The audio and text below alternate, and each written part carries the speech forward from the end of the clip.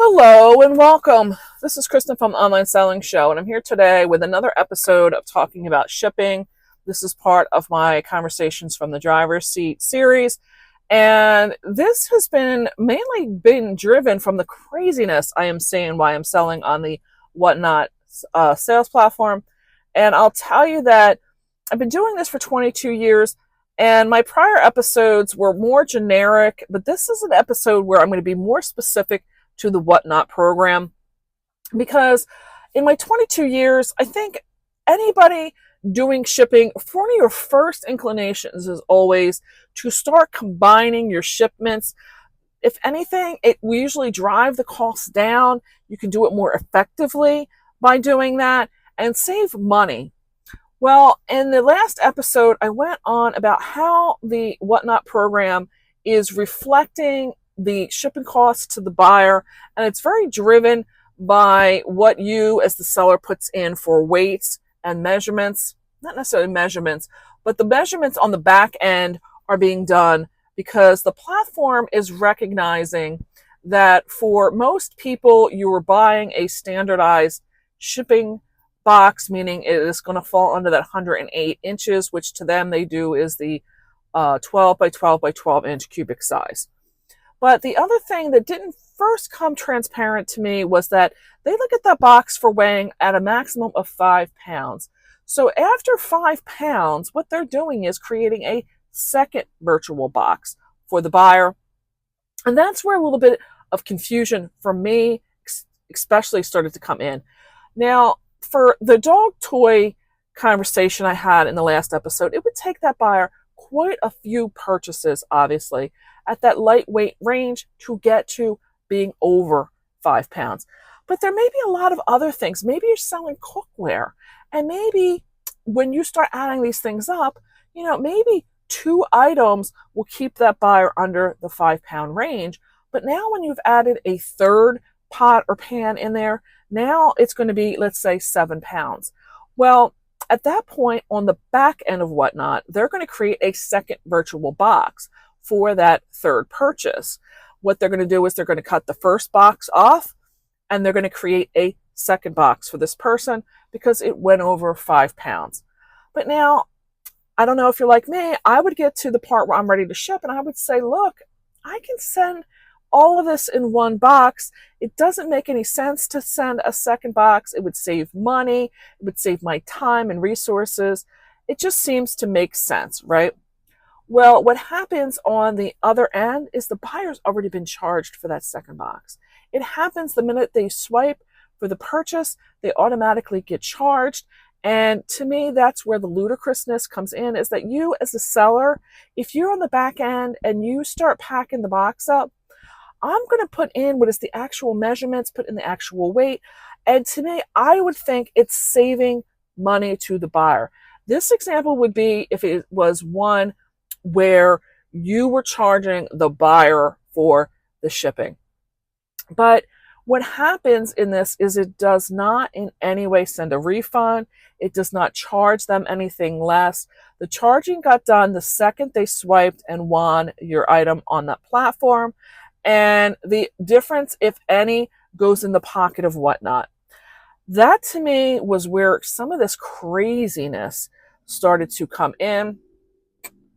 What the other thing was, most of the time, if you're doing this blended type of shipping and you want to charge, let's say, $12 in the example of my pillow from the one example, that would be money that would be coming to your pocket.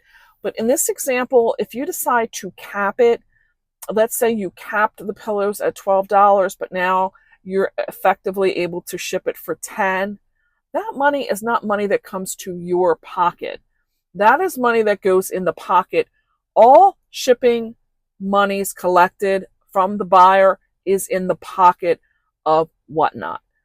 So why that becomes important is if you're going to be packaging and thinking of the handling charges that maybe you charge in other platforms, that is not one that handles or comes into this particular platform.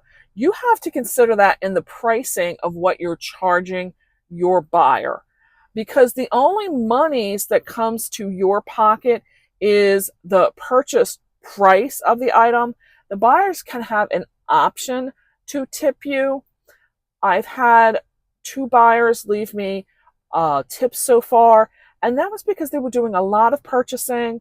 They were getting a lot of great deals, and it was just generous, and they chose to do that. It is not something that you can require.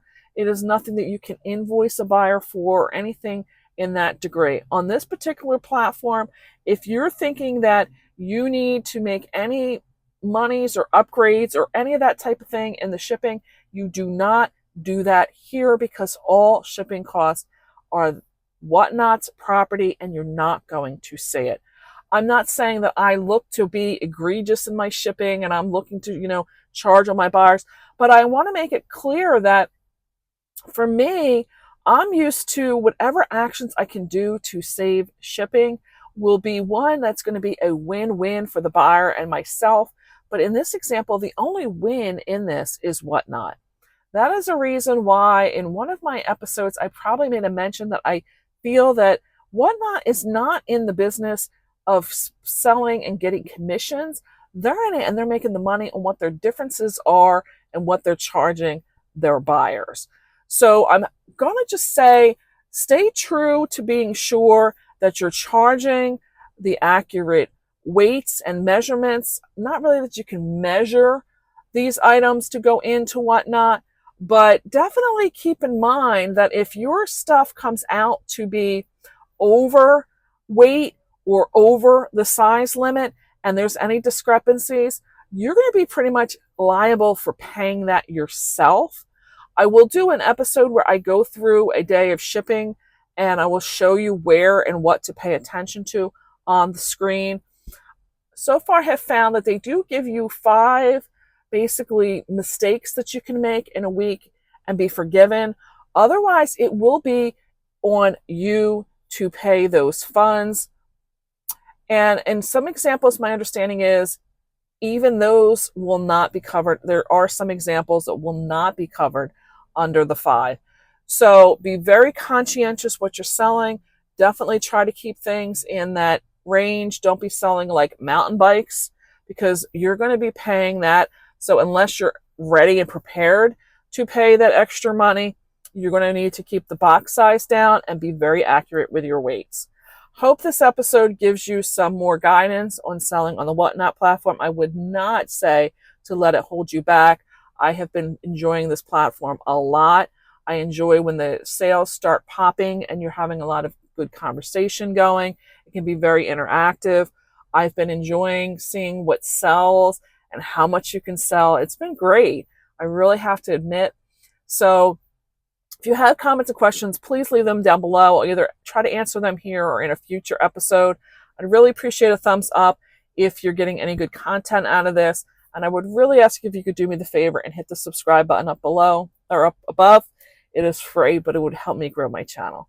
I want to say bye for today, and I'll catch you in the next episode.